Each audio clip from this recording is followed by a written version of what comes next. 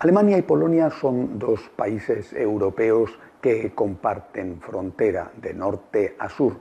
El río Oder que las separa parece en realidad no un río, sino un gigantesco abismo, porque son tan diferentes, y no me refiero solo a lo económico, sino a lo social y a lo religioso, que parece que son dos realidades distantes, no solamente de kilómetros, sino también de muchos años. Alemania es un país profundamente secularizado, mientras que, afortunadamente, Polonia es un país todavía profundamente religioso.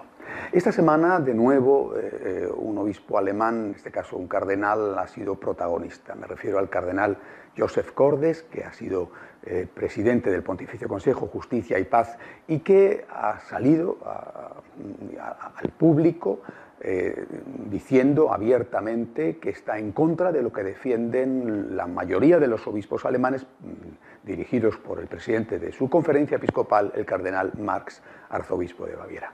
De una forma directa, es decir, mencionándolos por su nombre, el cardenal Cordes ha puesto el dedo en la llaga y el punto sobre la i acerca de lo que está ocurriendo o puede ocurrir en Alemania, comentando las declaraciones del cardenal Marx y las resoluciones aprobadas por mayoría por la conferencia episcopal de ese país. Les ha dicho que, con otras palabras, que sigue pesando sobre Alemania el viejo pecado de soberbia, ese pecado de soberbia que llevó a Lutero a separarse de la Iglesia y considerar que la interpretación de los 15 siglos anteriores de la Biblia y del mensaje del Señor era erróneo porque solamente él sabía interpretar bien la Biblia. Hay que tener mucha soberbia para pensar y afirmar eso.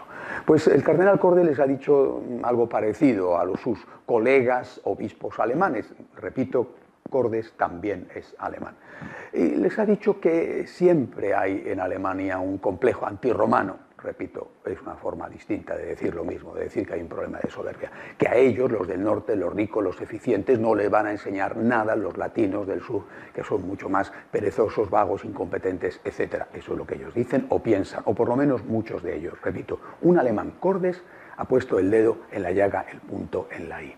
Y ha dicho que de ninguna manera nadie, en ninguna conferencia episcopal puede considerarse al margen de las decisiones que tome la Iglesia Universal en cuestiones esenciales. Les ha dicho, oigan, ustedes, obispos alemanes, son competentes, efectivamente, no son una sucursal del Vaticano, como dijo el cardenal Marx días anteriores. Ustedes son competentes, ¿pero para qué? Pues para decidir cómo tiene que ser un libro litúrgico, o para decidir, dice Cordes con mucho humor, para decidir cómo tiene que hacerse una peregrinación.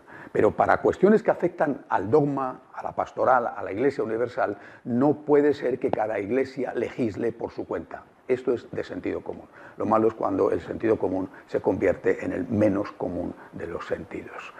Una vez que les ha dicho esto, tenemos que mirar lo que pasa en la otra orilla del Oder. Justo en la misma semana, los obispos polacos han decidido que no van a dejarse colonizar por sus vecinos alemanes y que no estamos en aquel 39 en que las tropas de Hitler entraron a Alemania, entraron por el oeste, mientras que las de Stalin entraban por el este.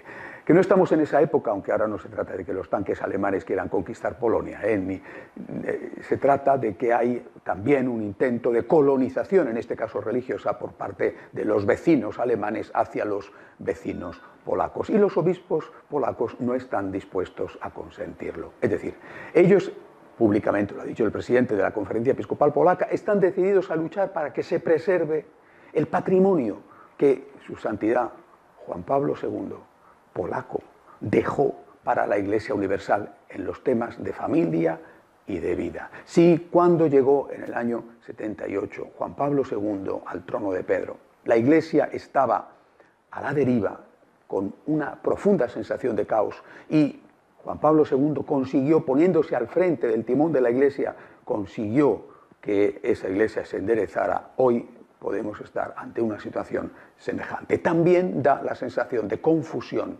y también da la sensación de que unos quieren colonizar a los otros. Se preguntaba el cardenal Cordes, decía, oiga, el cardenal Marx afirma que el mundo mira con expectación y que el mundo mira con ilusión y que mira con esperanza la valiente ruptura que sobre la doctrina de la Iglesia va a conseguir el episcopado alemán. Y decía Cordes con mucha ironía, pero ¿qué lecciones puede dar Alemania al mundo cuando solo el 16,2% de los católicos alemanes cree en un Dios personal todopoderoso? Solo el 16,2% de los católicos. El resto cree en una fuerza primigenia, son palabras de Cordes, de un objetivo estudio sobre la Iglesia alemana. El resto cree en una fuerza primigenia, cree en un ente abstracto o simplemente no cree en nada. No estamos hablando de cuántos son católicos practicantes, estamos diciendo que solo el 16,2% de los católicos alemanes cree en un Dios personal y tiene con él una relación personal. Dice Cordes, ¿cómo pueden estar mirándonos con expectativa y con ilusión? ¿Cómo podemos dar nosotros, en esta profunda crisis que estamos atravesando como Iglesia alemana, cómo podemos dar lecciones al mundo?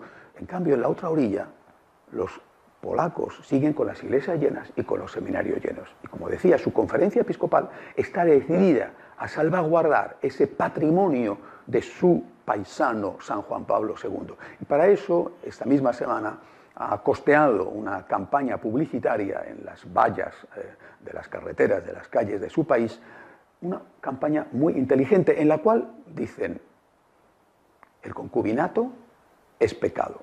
Y recuerdan un mandamiento, no cometerás adulterio. Con mucha inteligencia no entran a decir si los divorciados pueden comulgar o no, o si la homosexualidad es válida o no.